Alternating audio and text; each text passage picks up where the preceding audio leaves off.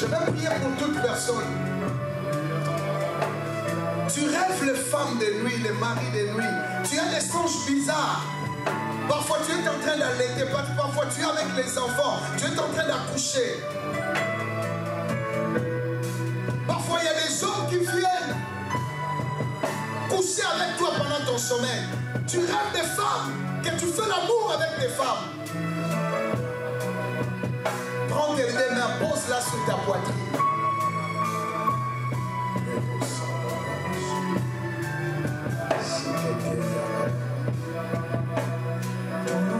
Mais parmi vous, je vais particulièrement prier. Parce que je suis en train de voir, maintenant je suis en train de parler. Une personne parmi nous, toi tu fais de tels songes, mais c'est souvent des gens, tu vois les visages des gens qui sont déjà morts. Oui, je parle de toi. Approche-toi. La personne est déjà morte. Tu rêves qu'il vient faire l'amour avec toi.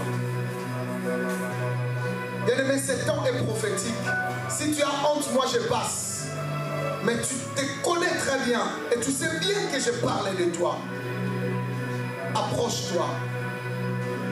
Avant que je prie pour toutes les personnes qui font ce genre de rêves, je vais prier particulièrement pour toi. Oui, avec un mort. Quelqu'un qui est déjà mort. Si tu as honte, cela te regarde. Tu oublies que cela peut influencer ta vie, toute ta destinée. Cela peut détruire. Oui, tu l'as déjà vu. Tu es conscient. Je vais te voir. Toi-même dans les rêves, tu t'es dit, mais toi tu es déjà mort. Je vais te voir. Pendant que je parle, je vois encore cette vision que je suis en train de voir en ce moment. Avant que je prie pour tout le monde, je vais prier d'abord particulièrement pour toi.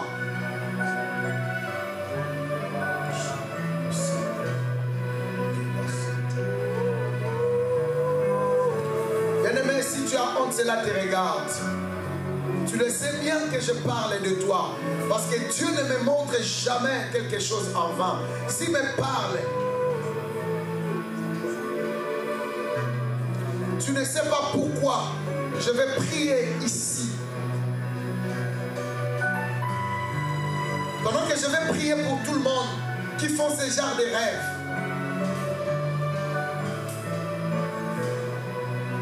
Je veux que tu avances. Tout le monde qui fait ce genre de rêves, mets tes deux mains sur ta poitrine et lève-toi.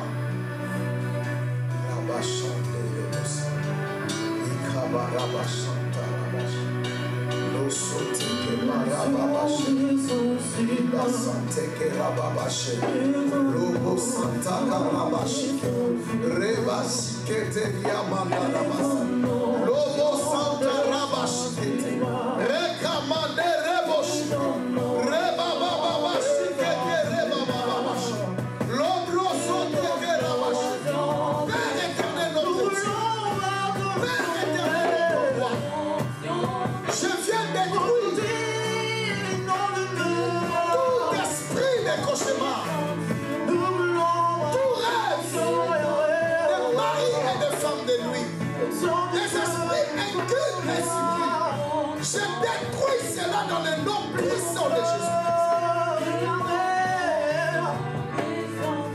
Je détruis l'éternel notre Dieu. Tout esprit incul et succube qui menace ton peuple, qui menace la vie de ton peuple, au nom puissant de Jésus-Christ. Au nom puissant de Jésus-Christ. Seigneur éternel, quelle que soit son influence, quelle que soit sa durée, quel que soit le temps éternel notre Dieu que cela a fait dans sa vie, je prie éternel que cette influence détruite au nom de Jésus, que cet esprit quitte la vie de ma soeur, quitte touche la vie de mon frère, au nom puissant de Jésus-Christ. Au nom puissant de Jésus. Seigneur, que ta puissance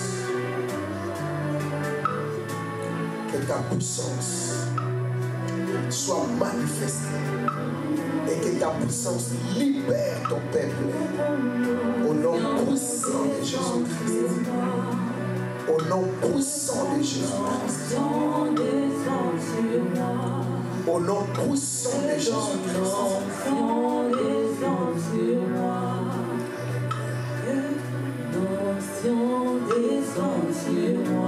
Et je demande que tu assures leur nuit, tu assures leur sommeil. Au nom de Jésus-Christ. Bien-aimé, je reprends pour la dernière fois. Tu as fait un rêve en train de faire l'amour avec quelqu'un qui est déjà mort. J'ai besoin de toi. Vous savez comment je fonctionne. À la fin, je ne m'occupe pas de toi. Tu ne sais pas qu'est-ce que Dieu veut faire ici, maintenant.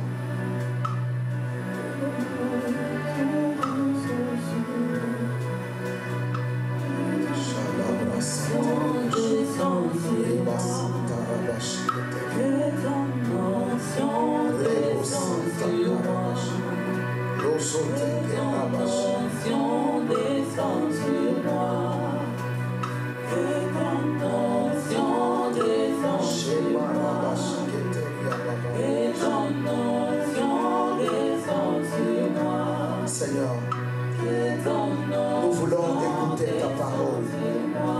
Viens nous révéler, viens nous parler. Au nom de Jésus, nous disons merci Seigneur Jésus-Christ. Est-ce qu'on peut mettre nos mains ensemble et acclamer très très fort? Est-ce qu'on peut mettre nos mains ensemble et acclamer le roi des rois? Oh, nous sommes en train d'acclamer les rois des rois. C'est pas comme ça qu'on acclame les rois des rois. Lorsqu'on acclame les rois, si un président entrait ici, on allait tous nous lever. Et maintenant, nous sommes devant le roi des rois. C'est lui qui est mort et qui est ressuscité. C'est lui qui est mort et qui est ressuscité. Amen. Amen. Restons debout, prenons la parole de Dieu. Nous allons lire des textes que je vais expliquer. Le premier texte, c'est Ézéchiel, chapitre 8, à partir du verset 5.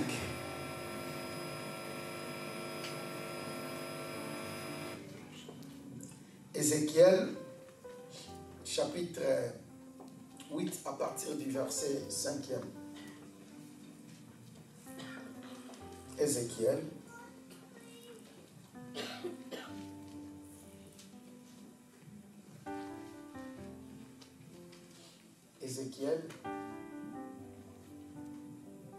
Ézéchiel chapitre 8, à partir du verset 5e. Nous allons lire tous ensemble.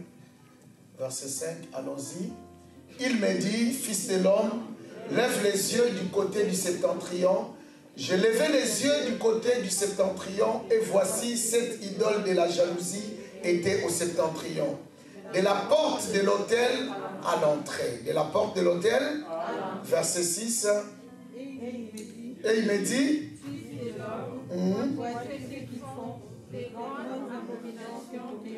voici ce qu'ils font, les grandes abominations que commet ici la maison d'Israël, pour que je m'éloigne de mon sanctuaire.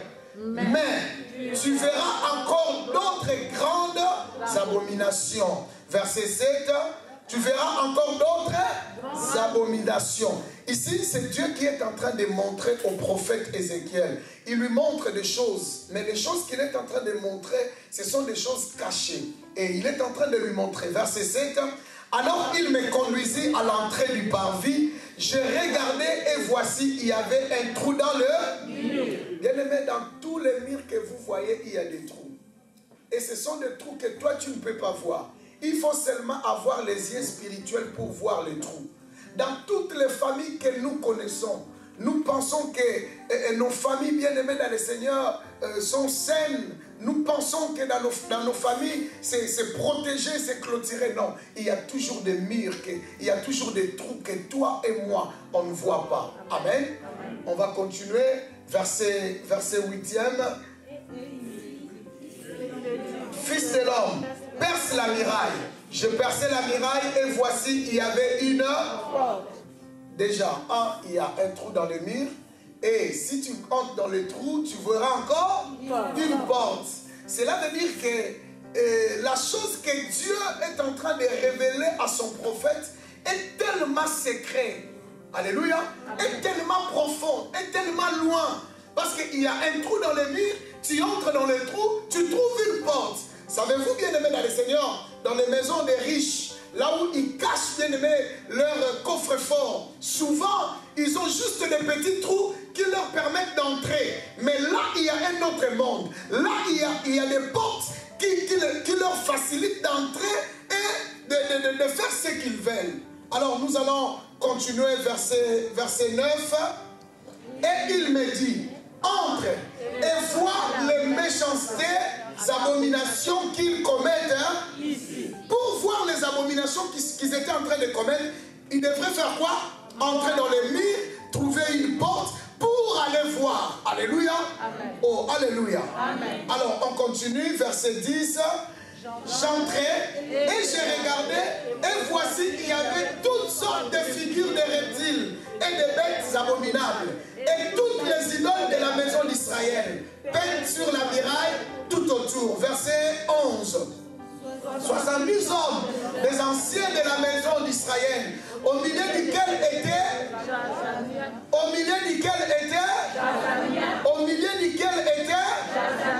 fils de se tenait devant ses idoles, chacun l'ascensoir à la main, et il s'élevait une épaisse nuée d'encens. Ici, vous êtes en train de voir un groupe de gens qui sont en train de pratiquer, de faire des cérémonies. Chacun a quelque chose dans sa main. Ils ont des encens, ils ont des ascensoirs, ils sont en train de répandre des encens, ils sont en train de faire des cultes secrets. Ici, c'est question de cultes secrets. Pourquoi? Parce que leur culte, bien aimé, notre culte c'est ici. Mais il y a des gens qui font des cultes, il y a des trous, il y a des portes pour qu'ils puissent faire leur culte. Et ici, on est en train de voir qu'ils ont tous, et la Bible dit qu'ils étaient 70 hommes. 70 anciens, mais parmi eux on cite Jazania. Cela veut dire quoi? Dans nos familles, bien aimés dans les Seigneur, il y a eu des gens bien aimés, des 70 personnes, plusieurs personnes qui font des cultes, auquel bien aimé, au milieu duquel peut-il avoir ton père, peut-il avoir ta mère, peut-il avoir ton grand-père, peut-il avoir ta grand-mère, peut-il avoir ton frère, ta soeur. Alléluia. Amen. On va continuer un peu, verset 12, on va continuer.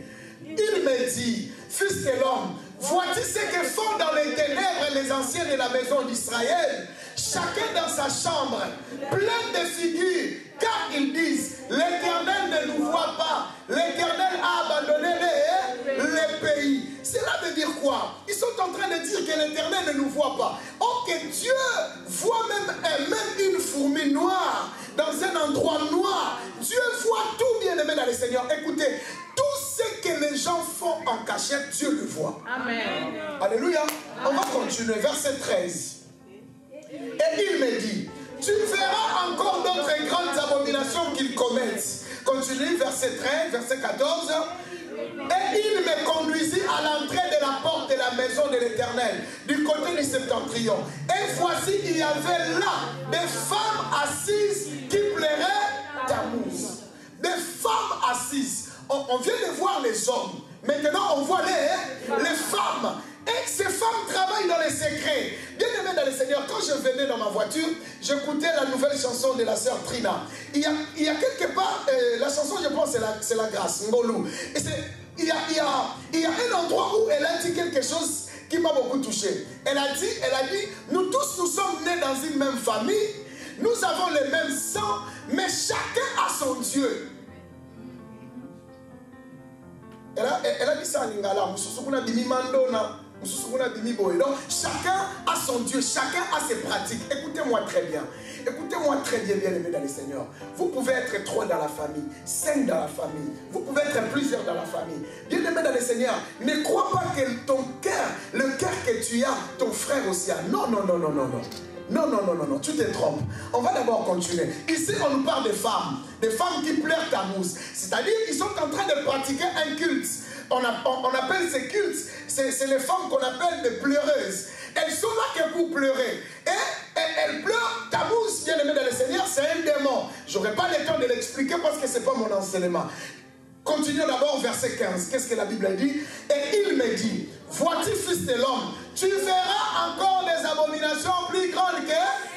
Cela veut dire là, les abominations sont en train de se multiplier et de prendre toujours l'escalier. Verset 16. Qu'est-ce que la Bible dit? Et il me conduisit dans le parvis intérieur de la maison de l'Éternel. Et voici à l'entrée du temple de l'Éternel, entre les portiques et l'autel, il y avait environ... 25 hommes. Hein?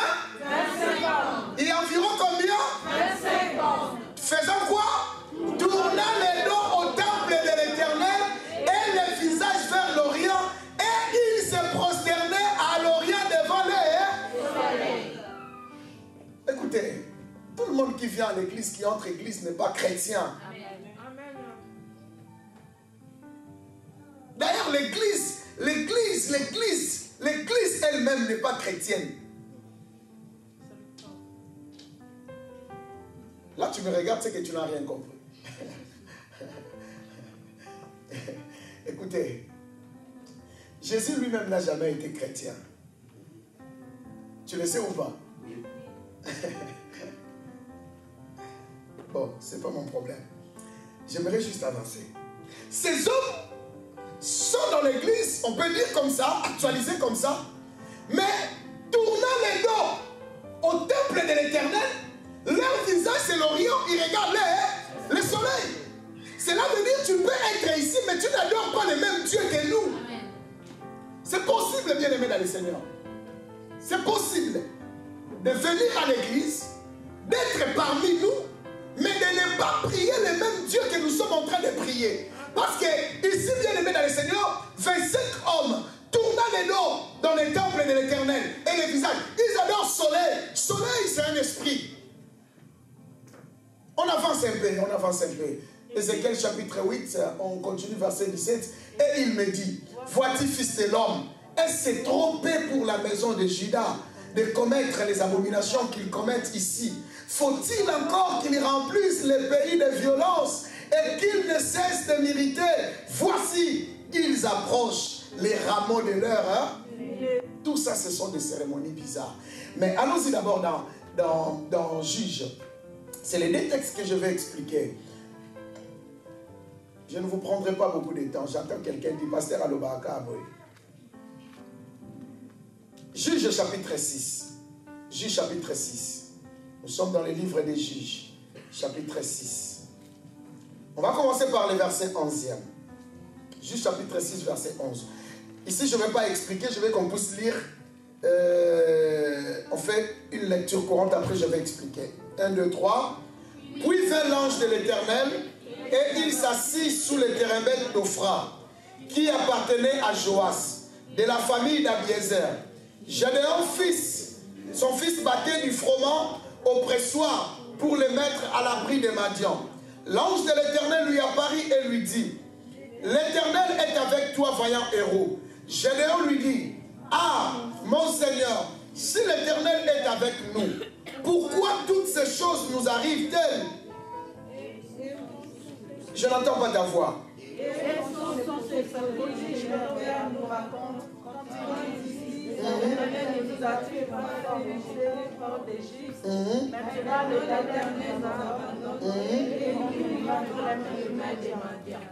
Continue.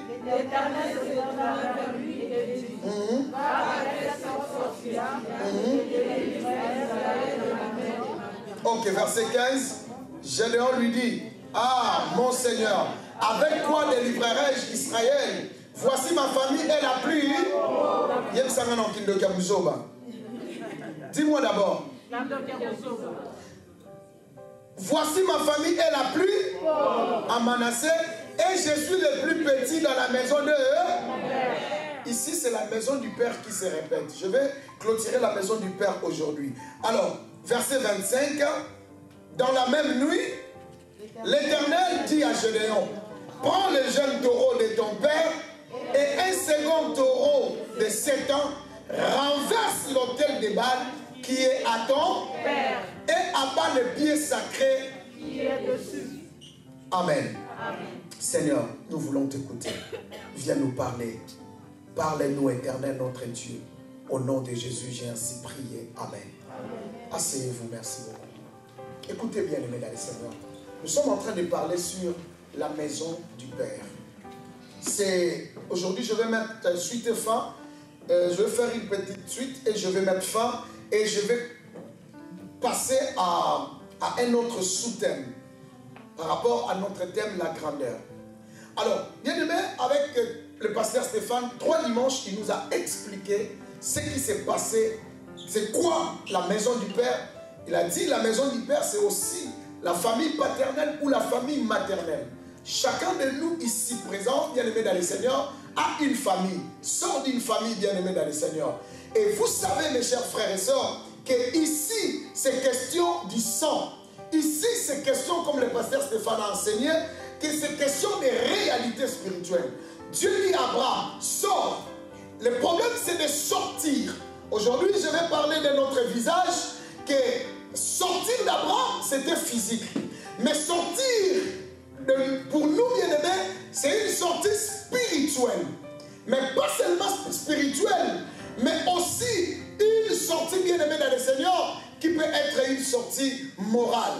Écoutez, dans le verset que nous venons de lire, le premier texte, c'est Dieu qui est en train de montrer aux prophètes ce qui se fait au secret. Écoutez-moi. Peut-être, je vais parler aujourd'hui, peut-être tu ignores les réalités spirituelles qui se passent dans ta famille. Vous savez, il y a des gens, nous sommes innocents. Tu aimais peut-être ton père, ta mère, ne connaissait même pas les réalités spirituelles qui s'est passées dans votre famille. Ce qui s'est passé, ton père ne connaît pas, ta mère ne connaît pas. Vous savez, c'est pourquoi la Bible dit, invoque-moi, je te répondrai, je t'annoncerai des grandes choses. Des choses cachées que tu ne connaissais pas. Ici, Dieu est en train de révéler. Il est en train de révéler, bien-aimé dans le Seigneur, à Ézéchiel, ce qui s'est fait en secret dans les familles, ce qui s'est passé. Frère, nous sommes victimes des choses que nous ignorons. C'est pourquoi dans le livre des Lamentations, chapitre 5, la Bible dit, nos pères ont péché, ils ne sont plus là, mais c'est nous qui portons la peine de leurs iniquités. Vous savez, mes chers frères et sœurs, aujourd'hui, beaucoup de gens sont des victimes. Je discutais avec le pasteur Stéphane dernièrement. Nous avons compris, au fur et à mesure avec ce ministère de délivrance, nous avons compris que 80% de nos problèmes viennent de nos propres familles. Ah ouais. Alléluia. Amen. 10% peut-être nos erreurs, 10% nos entourages. Mais bien aimé dans le Seigneur, 80% de nos problèmes viennent de nos familles. Parce qu'il y a des choses que nous ignorons. Il y a des choses que nous ne savons pas. Il y a des choses que, bien aimé dans le Seigneur, toi tu es né. Mais tu ne sais pas tu es sorti comment. Tu ne connais pas qui est ton vrai père. Tu ne connais pas qui est ta vraie mère. Tu ne connais pas, lorsque je dis qui est ton vrai père, je vais parler pas seulement d'un père physique. Tu peux connaître que mon père physique est là, mais tu ignores ce que ton père connaît. Vous savez, Dieu vient de me révéler quelque chose cette semaine. Je me suis dit non, on connaît en partie comme la Bible dit. On connaît en partie. Et bien aimé dans le Seigneur, l'apôtre Paul dit, nous prophétisons aussi en partie. C'est Dieu qui garde toutes choses, qui connaît toutes choses. Bien aimé, nous sortons des choses compliquées. J'étais en train de prêcher quelque part. Et Dieu m'a révélé quelque chose pour une sœur. Et quand elle est sortie, je lui ai dit. Et la nuit là, elle appelle sa famille pour vérifier l'information que je lui avais dit. Après-demain, elle m'appelle pour me dire, pasteur, je ne savais pas que je n'étais pas le même père avec mes soeurs. Bien-aimée, elle a déjà un enfant. Elle est déjà majeure. Elle a plus de 30 ans. Depuis qu'elle est née, elle n'a jamais su que son père, le papa là, n'était pas son vrai père. Et vous savez, le problème, ce n'est pas ça que Dieu l'avait révélé, c'est là. Non. Le problème que Dieu a révélé, c'était quoi? Sa mère l'a enfanté avec son cousin. Voilà pourquoi personne ne lui a dit son vrai père. Et je lui ai dit, si Dieu me l'a révélé, c'est parce que Dieu veut que tu cherches ta délivrance. Cela veut dire que tu sors d'une union d'inceste et ta vie aura des problèmes sérieux. Écoutez, tu ignores, bien-aimé dans le Seigneur, qui est vraiment ton père, qui est vraiment ta mère. Tu peux connaître ton père, tu peux connaître ta mère, mais tu ignores ce que ton père sait de sa famille. Vous savez, bien-aimé dans le Seigneur, le temps est arrivé que les parents ouvrent leur cœur, parlent à leurs enfants, de leur dire les réalités spirituelles dans des familles, ce qui se passe. Écoutez bien aimé, aujourd'hui les gens commencent déjà à prier, les gens connaissent Dieu, les gens n'ont plus peur de ces choses, n'ont plus peur de ce genre de révélations. Les gens ont besoin de connaître la vérité pour détruire ce genre de réalité spirituelle. Parce que si ton père vient te révéler, écoute, nous dans notre famille, on a telle chose. Dans notre famille, il y a telle loi. Dans notre vie, il y a telle chose. Bien aimé, tu vas prendre conscience et tu vas prier. Mais si ton père ne le dit pas, ta mère ne te le dit pas, si Dieu ne te révèle pas, toute ta vie, comme je le dis toujours, tu peux souffrir du berceau à la tombe à cause d'une réalité spirituelle qui complique ta vie. Tu vas à gauche, rien ne va. Tu vas à droite, rien ne va. Ok, il y a un secret que ton père a gardé. Vous savez, bien aimé dans le Seigneur, c'est triste de voir des réalités spirituelles qui se passent dans nos familles, dans nos vies, bien aimés dans le Seigneur. C'est triste, bien aimé dans le Seigneur. Une fois, je vous ai dit, bien aimé, moi, il y a eu un temps où j'étais toujours malade. Je servais Dieu, bien aimé. J'avais aussi le ministère de délivrance. Bien aimé dans le Seigneur, j'ai prié pour les gens, mais j'étais maladif. Maladif, je vous dis. Maladif. Il y a eu un temps où je faisais des fortes fièvres pendant 1 an. Pendant 1 an, je ne comprenais pas ma vie. Bien aimé, il y avait une vérité que ma mère me cachait. Vous savez, bien aimé dans le Seigneur, si Dieu te révèle, je prie que cette année, avant la fin de ce mois, que Dieu révèle à quelqu'un un secret de sa famille. Que Dieu, écoutez, Dieu a dit au prophète, il lui a dit, écoute, il y a un trou dans le mur, il faut entrer. Lorsque tu vas entrer, tu trouveras encore une porte. Écoute, il y a des secrets, bien aimés dans le Seigneur, des secrets qu'on a cachés dans la famille. Tu grandis, les gens du quartier qui ont connu ton père, les amis de ton père, de ta mère, quand ils vous regardent, ils ont pitié. Parce qu'ils connaissent comment ils sont grandis. Ils savent. Mais ton problème c'est que tu ne sais pas la vraie vérité de ta vie, la vraie vérité de ta famille. Ok, la maison d'Israël avait des anciens bien-aimés avec des encensoirs qui pratiquaient des cérémonies en secret. Il y avait 25 personnes qui priaient, ils regardaient le soleil. Il y avait des gens dans ta famille. Personne t'a dit que dans votre famille vous avez le sceptre royal. Moi je le sais quand je suis déjà grand bien-aimé dans le Seigneur, que dans la famille, nous sommes nés dans une famille de rois dans notre village. Et le sceptre royal, c'était dans notre village. Et c'était entre le mains de notre ancêtre. Et vous savez, ma mère, un jour, elle me parlait avec fierté. Bon, je la comprends parce qu'elles ne connaissent pas la vérité de la délivrance comme nous aujourd'hui. Mais je bénis Dieu parce qu'elle m'a révélé un secret qui m'a donné le pouvoir de prier et de neutraliser certaines choses. Elle me disait, voilà, tu es à Kinshasa, mais elle te dit, écoute, dans notre village, nous avons des rivières. Et vous tous, tels que vous êtes là, la famille vous donne un pouvoir. Même si tu n'es pas là, ici, si quelqu'un veut entrer dans notre forêt, si quelqu'un veut entrer dans notre village, dans notre rivière, il veut aller faire la pêche ou la chasse. Si l'entre sans l'autorisation d'un membre de la famille, il ne trouvera rien les chasseurs ou les pêcheurs. Il dit, vous avez le pouvoir. Si seulement vous parlez à la personne, même de loin, entre dans la forêt, va chasser, il trouvera. Bien-aimé dans le Seigneur, écoutez-moi très bien. Je vais vous expliquer. Il n'y a que deux pouvoirs au monde. Soit le pouvoir de Dieu, soit le pouvoir du diable. Il n'y a pas un pouvoir naître. Ça n'existe pas. Dans le monde d'aujourd'hui, il n'y a pas de naître. Sauf, soit tu es de Dieu, soit tu es du diable. La puissance qui agit en nous, soit c'est la puissance de Dieu, soit c'est la puissance du diable. Soit tu as les dons de divination par les démons, soit tu as les dons de la prophétie venant par Dieu. Et je sais, et elle m'a dit, pendant les guerres en Angola, pendant les guerres, jusqu'aujourd'hui, ils ne savent plus qui a pris ce sceptre royal. Alléluia. Amen. Oh, alléluia. Amen. Papa Gédéon, je suis né de famille royale. Oui.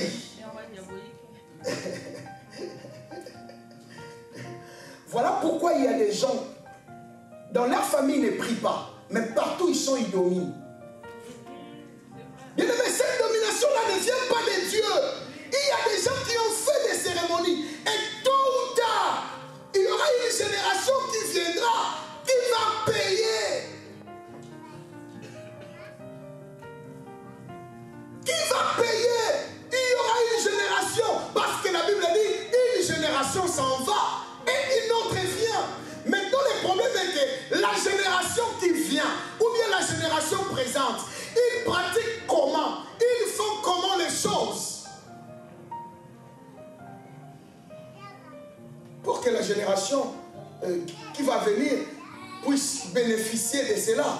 Écoutez bien, aimés dans le Seigneur. Vous savez, Dieu a révélé au prophète Ézéchiel, Dieu lui a dit, écoute, il y a des choses secrètes qui s'est passé dans ta famille. Frère, peut-être toi tu ne sais pas. Peut-être même ton père ne le sait pas. Ta mère ne le sait pas. Mais moi je te rassure, il y a eu des choses bien aimées dans le Seigneur. Aujourd'hui vous êtes tout le monde sous la pauvreté.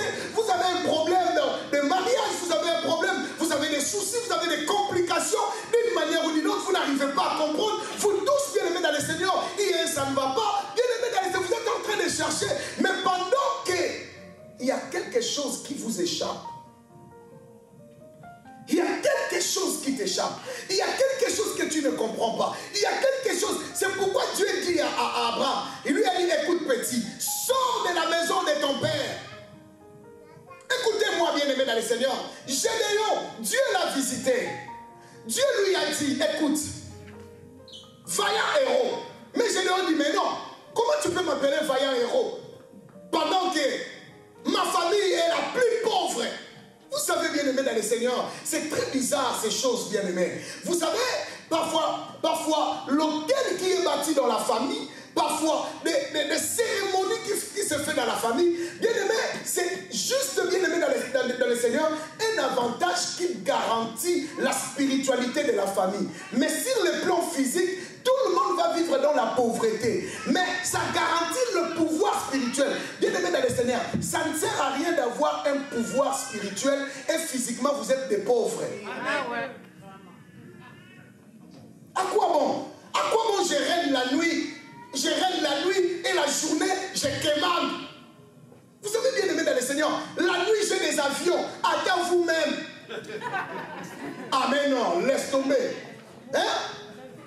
Tu es en Afrique, les gens souffrent pour venir en Europe. Toi tu viens en Europe, tu fais 1 minute 30 secondes. Tu es en Europe, 8000 km. Imagine que tu deviens gang pour amener les gens ici en Europe. Combien de personnes tu vas amener une seule nuit? Parce que toi tu fais 1 minute 30 secondes. Aller-retour ça te fait 3 minutes. Entre-temps dans l'avion ça fait 8 heures ou 16 heures. Aller-retour. Mais non, on va se réveiller un matin, l'Europe est remplie. Et si les gangs demandent aujourd'hui pour faire le visa 5 000, 6 000, demande même 300 €, tu seras gagnant. Et tous les ambassades de l'Afrique seront fermées. Amenez-nous tous ici. Pour vous dire que ces choses n'apportent rien. N'apportent rien. Rien du tout. Gédéon a dit, mais ma famille, elle est pauvre. La plus pauvre.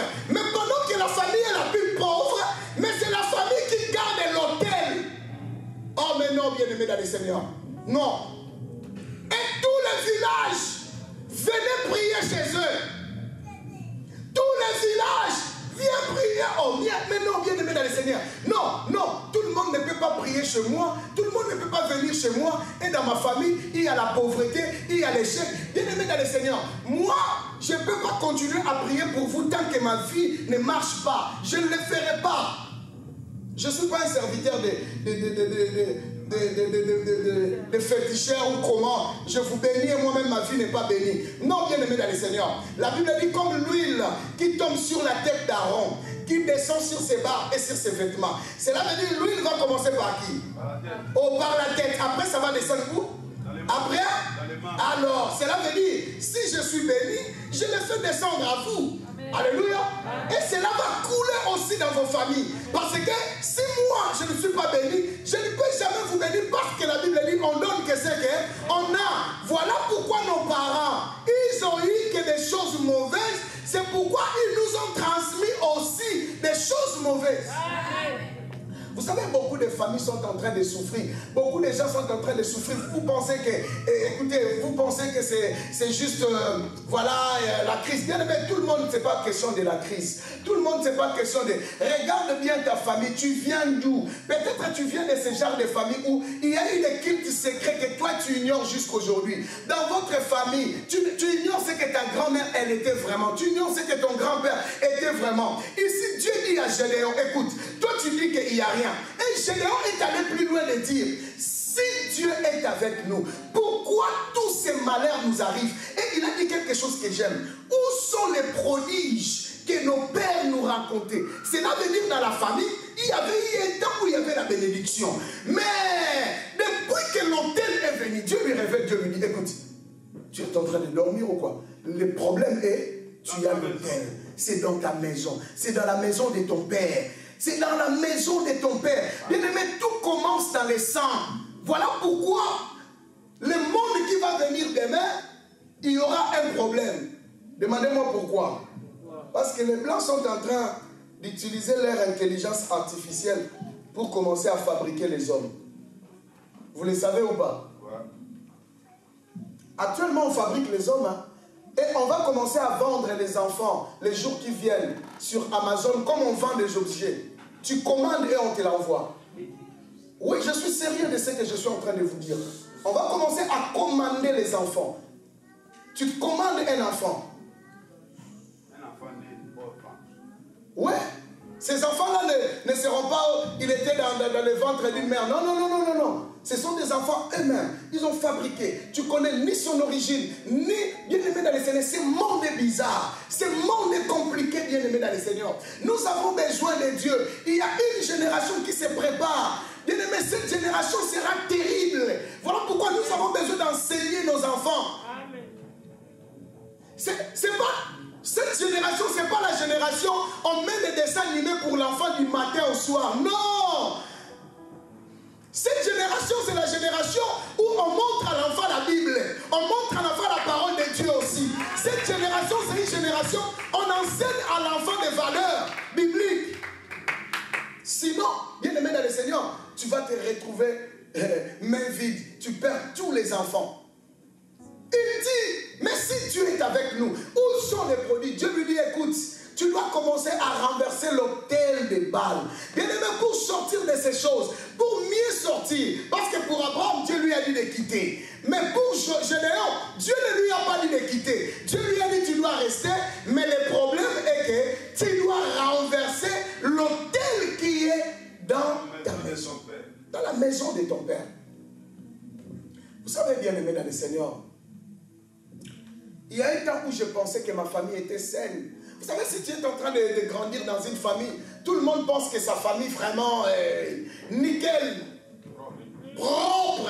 Écoutez, bien aimé dans le Seigneur, on se trompe à un moment si Dieu ne te révèle pas encore. Écoutez, peut-être Ézéchiel, peut-être Et il connaissait les gens que Dieu lui avait montré les visages. Mais peut-être il n'aurait jamais cru que ces gens pouvaient pratiquer de telles choses, bien-aimés. Bien-aimés, nous avons assisté aux morts d'un pasteur, à la mort d'un pasteur. Bien-aimés dans le Seigneur, ce pasteur déjà pour mourir, il a souffert, je vous dis, personne ne pouvait croire. Bien-aimés, écoute, quand c'est le temps de Dieu, Dieu prend ses serviteurs avec tranquillité.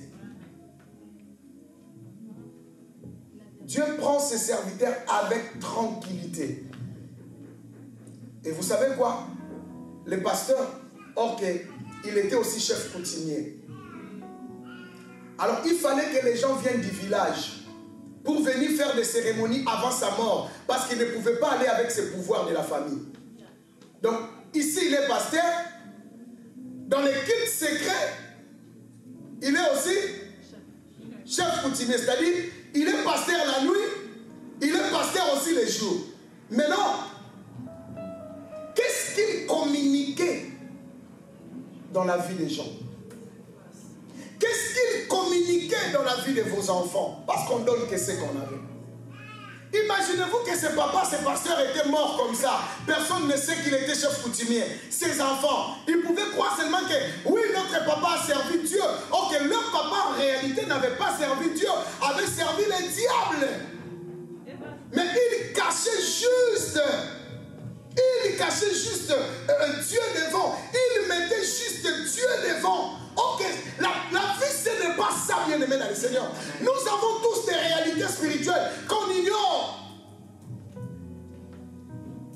Vous savez, bien aimé, nous sommes en train de passer un moment où tu dois te mettre dans la prière, juste pour laisser un bon héritage à tes enfants. Vous savez, il y a des choses que, même si tu pries, sache-le qu'avec ton âge, Dieu ne le fera plus. Dieu le fera dans la vie de tes enfants. Voilà pourquoi toi tu as intérêt aujourd'hui à briser, à couper, à renverser les autels pour donner la facilité dans ta vie. Nous, si nous souffrons aujourd'hui, c'est parce que nous sortons des parents bizarres, nous sortons des familles bizarres. Nous voulons que nos enfants qui vont venir, bien-aimés dans le Seigneur, puissent trouver un terrain, une route bien faite, bien-aimés dans le Seigneur. Gédéon dit, ah bon, il y a un autel que je dois renverser. Vous savez, quand il a renversé cet autel, la Bible dit, les gens du village sont venus pour tuer Gédéon. Où est Gédéon? Où est celui qui a renversé l'autel? Le père de Gédéon sort. Il leur dit, écoutez, c'est moi qui étais le pasteur ici. C'est moi qui ai bâti l'autel. Quand vous étiez en train de venir pour prier ici, c'est moi qui faisais les cultes. Alors maintenant, si Baal est Dieu, que lui-même vienne pour plaider sa cause. C'est-à-dire, c'était le jour de la repentance du papa. Le papa a compris que comment on peut renverser l'autel de soi-disant Dieu et le petit continue à vivre. C'est qu'il n'est rien. Parce que vous savez, Baal c'est le dieu de la fécondité. Pas seulement le dieu de la fécondité, mais c'est aussi le dieu qui donne la pluie. Voilà pourquoi Élie, à son temps, il a fermé la pluie pendant 3 ans et demi. Pourquoi? C'est lancer le défi à Baal et au Mont Carmel. Élie a dit, si Baal est Dieu, on va le voir. Si Baal est Dieu, écoutez-moi bien aimé dans le Seigneur, tu ignores la source. Tu ignores la racine principale. Aujourd'hui, bien aimé dans le Seigneur, tu es juste un fruit. Tu es juste un fruit amer. Or que bien aimé dans le Seigneur, tu es fruit amer. Pourquoi? Parce que la racine pivotante est tellement mauvaise. Là où tu sors, tu viens d'où? Ézéchiel 16 le dit. Ton père était un Amoréen, ta mère une Étienne. De ton origine, tu es du pays de... Le problème est que nos origines, bien aimées dans le Seigneur. Mais aujourd'hui, ce matin, je t'apporte une bonne nouvelle. Lisons cette bonne nouvelle. Romains chapitre 8, verset 1. Romains chapitre 8, verset 1. Romains chapitre 8, verset 1. Voilà pourquoi Jésus est venu. La Bible dit, il est venu non pas avec la paix, mais avec l'épée. Il vient séparer le fils et son père, la fille et sa mère. Lorsqu'il sépare, il vient séparer la condamnation, la malédiction, les choses compliquées, bizarres de la famille. Romains chapitre 8, verset 1. Vous savez, bien-aimés dans le Seigneur, heureusement Jésus est venu. Heureusement Jésus est venu. Il est écrit, est-ce que tu peux lire ça à haute voix avec moi? 1, 2, 3. Il y a donc maintenant... Est-ce que tu peux le lire encore à haute voix? Est-ce que tu peux le lire encore bien?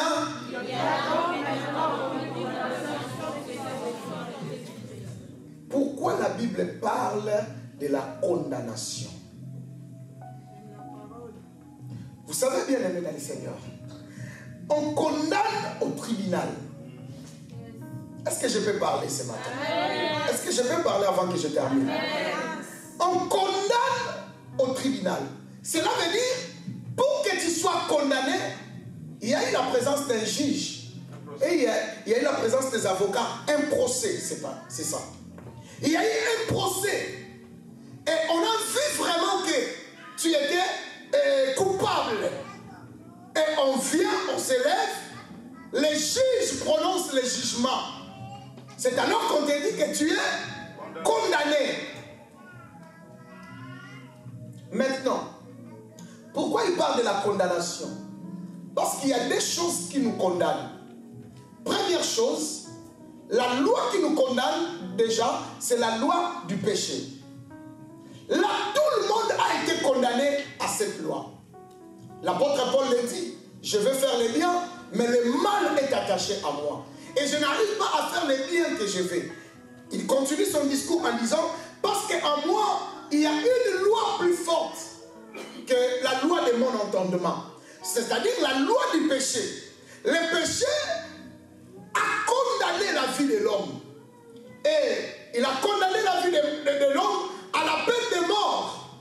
Et Dieu a envoyé Jésus pour nous arracher, enlever cette condamnation. Vous savez, bien aimé dans le Seigneur, dis-moi j'aime la parole, je vais te parler. C'est pourquoi sur la croix, Jésus a prononcé des paroles, mais à la fin il a dit tout est accompli. Tout est accompli. Je n'entends pas, tout est accompli. Tu me fatigues, dis-le bien, tout est accompli. Oh, dis-le bien, tout est accompli. Tout est accompli. Il a accompli quoi? Il a accompli sa mission. Par rapport à quoi? À venir abolir la loi du péché qui condamnait. Voilà pourquoi l'apôtre dit qu'il n'y a donc maintenant aucune condamnation. Cela veut dire quoi? La mort qui t'attendait, la mort qui devrait te tuer, la mort qui devrait te détruire, la mort du péché là, Jésus est venu et il a enlevé cette condamnation. C'est-à-dire, il a dit que toi, tu ne mourras plus. Le jour où tu as accepté Jésus comme Seigneur et Sauveur, tu es déjà affranchi de cette mort éternelle. Amen. Toi, la mort éternelle, cela ne t'appartient plus. Amen. Et deuxième condamnation, il parle déjà de la condamnation de nos familles. Écoutez, le pasteur Stéphane avait dit quelque chose. Lorsqu'on te condamne, ta place c'est où? C'est la prison. Le pasteur Stéphane avait défini vite fait la définition de la prison. Beaucoup s'étaient étonnés. Oui, prison veut dire pavillon réservé aux indisciplinés sous ordre national. Prison. Donc P veut dire pavillon, R veut dire réservé, I veut dire indiscipliné, S veut dire sous et O veut dire ordre et N veut dire national. C'est-à-dire pavillon réservé aux indisciplinés sous ordre national. Cela veut dire quoi? Nous, si nous sommes en prison aujourd'hui, est-ce que savez-vous que tu peux être condamné même si toi tu n'es pas là, mais il y a un jugement par défaut qui condamne toute une génération. Voilà pourquoi, bien aimé dans le Seigneur, on dit toujours il y a des gens où, dans cette famille, il n'y aura pas ça. Dans cette famille, il n'y aura pas ça. Si tu es né, tu sors de cette famille, comme le pasteur Stéphane l'avait dit. Cet anneau était attaché à côté de sa mère. En réalité, il ne connaissait rien. Je vais terminer par ces versets. J'avais dit, je ne vais pas beaucoup parler. Qu'est-ce qu'il y a? Je vais terminer par ces versets.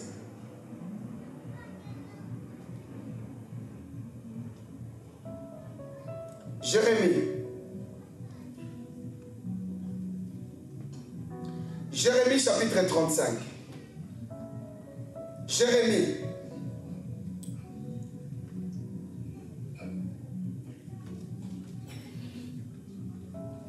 Jérémie chapitre 35.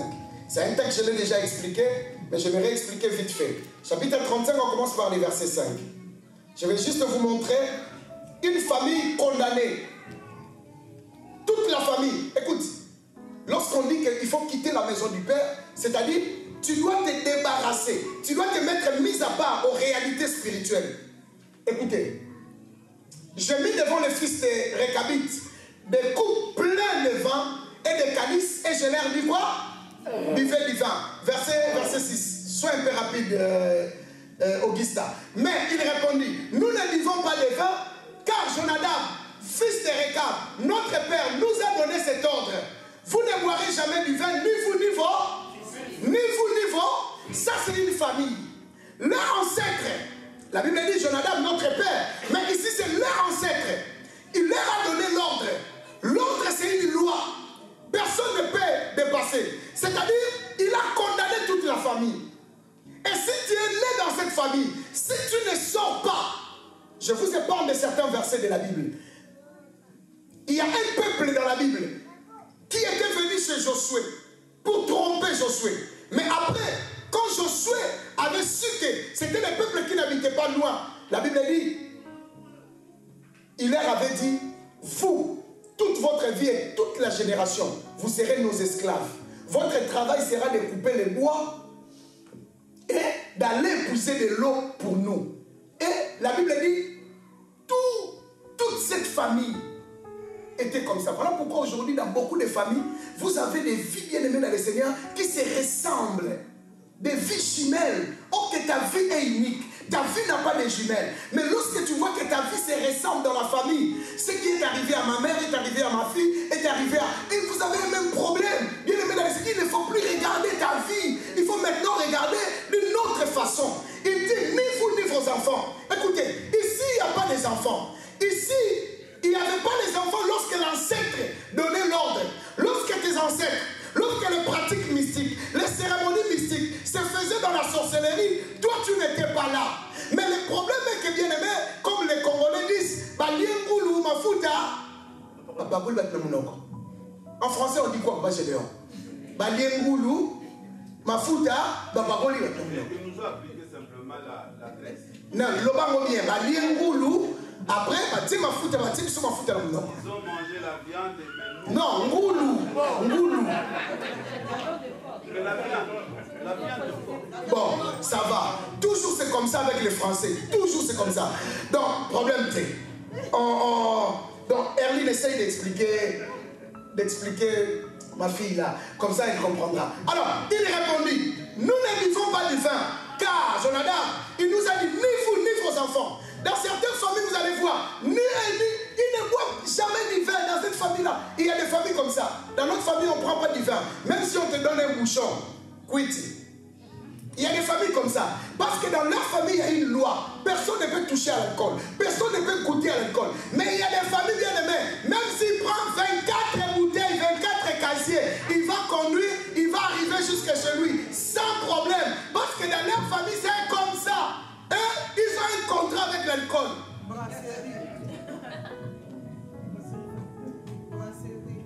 J'avais un frère en Angola qui disait, mais pasteur, moi j'aime boire. J'ai mon frère qui travaille à Kuka, à la société de Kuka qui travaille, qui fabrique l'alcool, donc voilà. Il dit, mais j'ai mon frère, si je ne bois pas, on ne va pas les payer. Il faut que je boive pour qu'on les paye. Bon, c'est quoi mon problème? Allons-y, verset 7. Écoutez, et vous ne bâtirez point de maison, vous ne sèmerez aucune semence, vous ne planterez point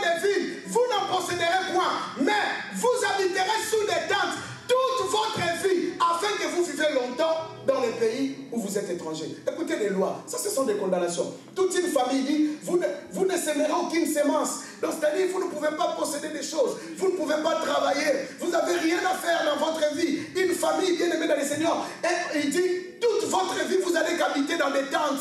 Toute votre vie, voilà pourquoi il y a des gens, même si tu fournis des efforts à acheter, tu n'arriveras pas à acheter une maison. Parce que toute votre vie, vous serez dans des tentes. Vous allez travailler, vous n'arriverez jamais à acheter des tentes. Et il conditionne cela, cette loi-là. Si vous voulez vivre longtemps dans les pays, il ne faut pas. C'est pourquoi dans beaucoup de familles, si tu te maries, tu meurs. Tu veux accoucher, tu meurs. Si tu insistes et tu veux avoir l'argent acheté, même ton père te dit, écoute, garde ton argent. Si tu achètes, tu vois, la fille de votre tata Denis, elle avait acheté, voilà, et il est mort, voilà. Donc, tout ça, bien aimé, il y a une loi. Alors, je vais terminer par ces versets, pasteur Israël. Lisons d'abord les derniers versets.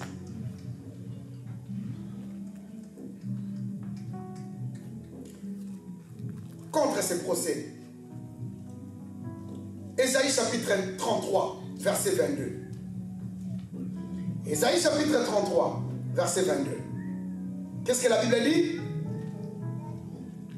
Car l'Éternel, j'aimerais que tout le monde puisse lire ça. Car l'Éternel est notre juge. Car l'Éternel est notre juge. Oh, car l'Éternel est notre juge. On a mis quoi après? Virgule. Oh, patience. Deuxième, l'Éternel est notre juge. L'Éternel est notre juge. L'Éternel est notre juge. L'Éternel est notre juge. Après, on a mis quoi encore? Non, virgule.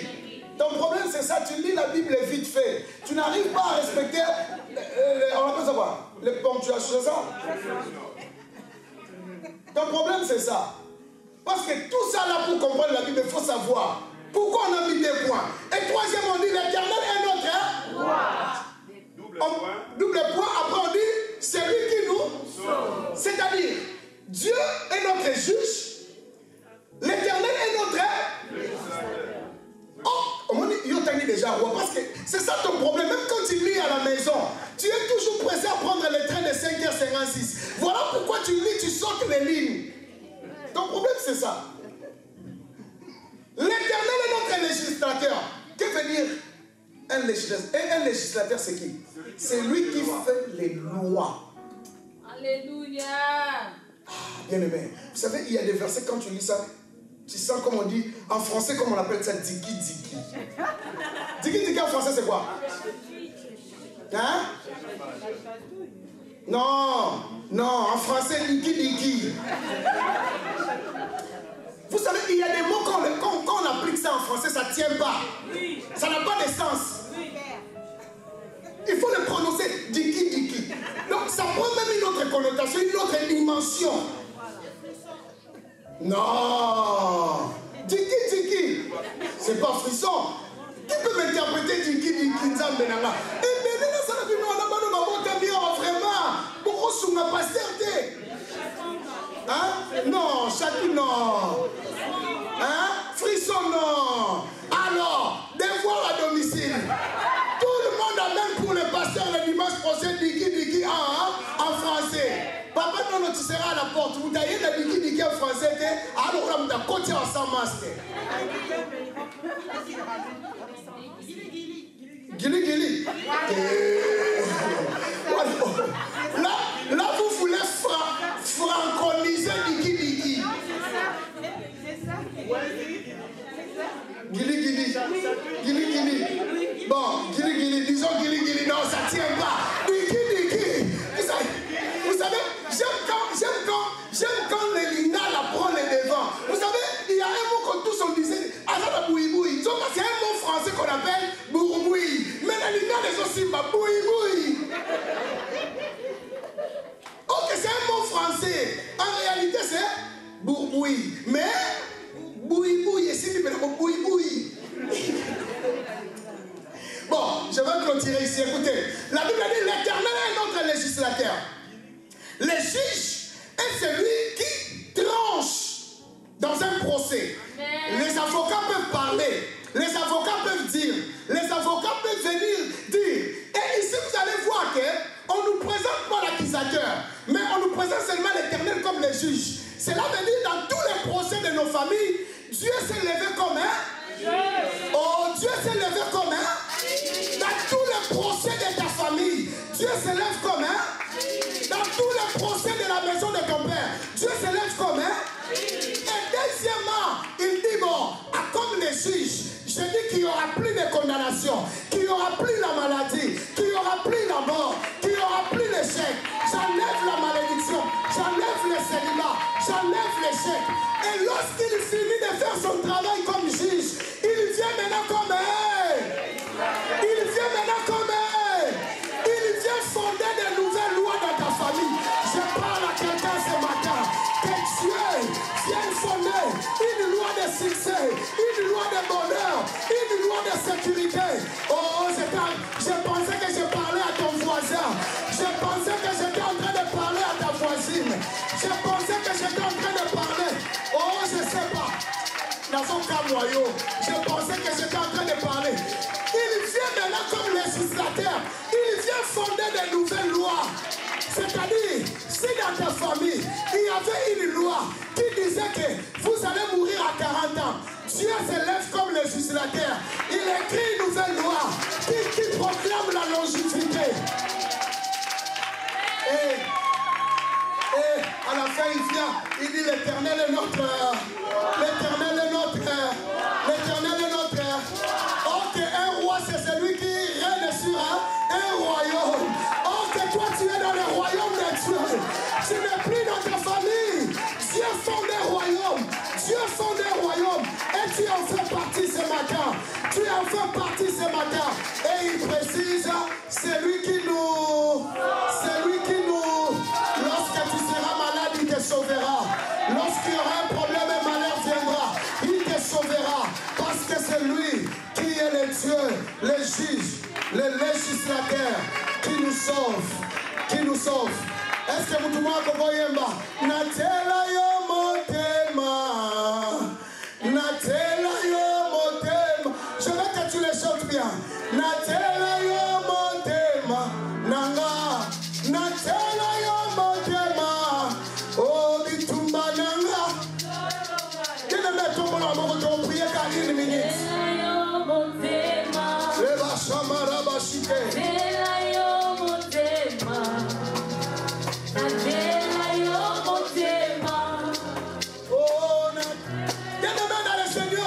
C'est à lui que je me confie.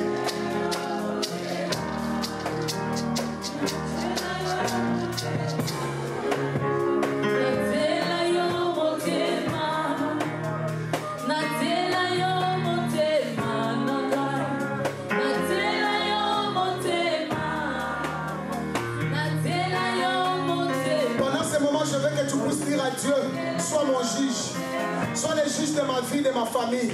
Sois le législateur, crée de nouvelles lois, fonde de nouvelles lois. Prie bien-aimé dans le Seigneur. Prie bien-aimé dans le Seigneur. Prie bien-aimé dans le Seigneur. Shama Rabashike. Il élève la Santa Rabashike de Riaboussa. Il kemele brosante kema Rabashike. Où est le sante que Rabashike? Il y a ma santé qui est rebauchée.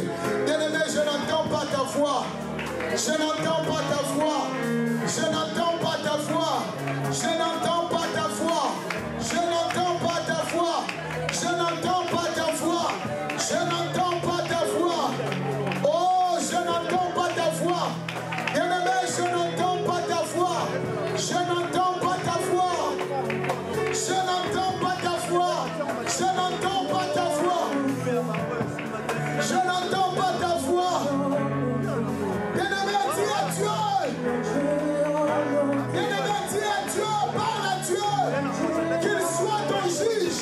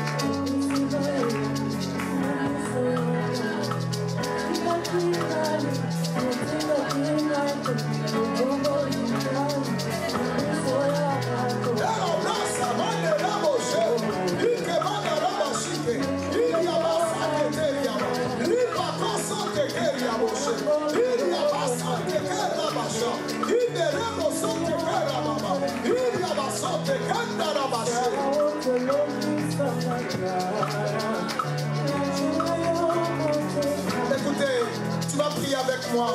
Au nom de... Tu vas déclarer avec moi, sauf si tes mains. Je déclare, à partir d'aujourd'hui, Dieu est mon juge. Il va trancher contre tout procès de la maison de mon père, de la maison de ma mère. Aujourd'hui, il va trancher parce que Dieu sait que j'étais innocent. Lorsqu'ils ont prononcé leur jugement, j'étais innocent. Je n'étais pas là. Aujourd'hui, il vient comme mon juge pour trancher en ma faveur. Je déclare, mon Dieu est le législateur. Il fonde les lois en ma faveur. Mon Dieu est mon roi qui règne sur ma vie, qui règne sur ma destinée, qui règne sur ma santé, qui règne sur mes projets, qui règne sur ma vie. Au nom de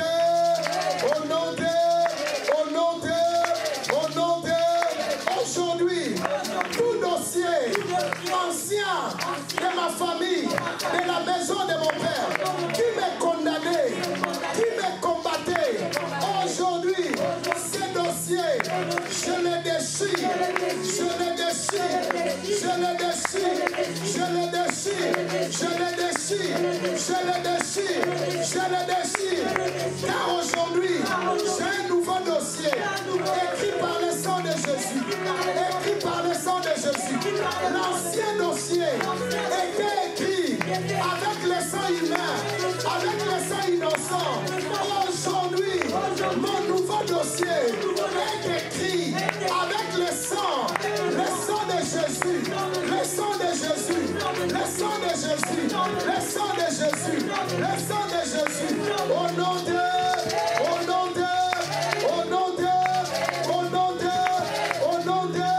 proclame ta libération, proclame ta libération, proclame ta libération, proclame ta libération, proclame ta libération.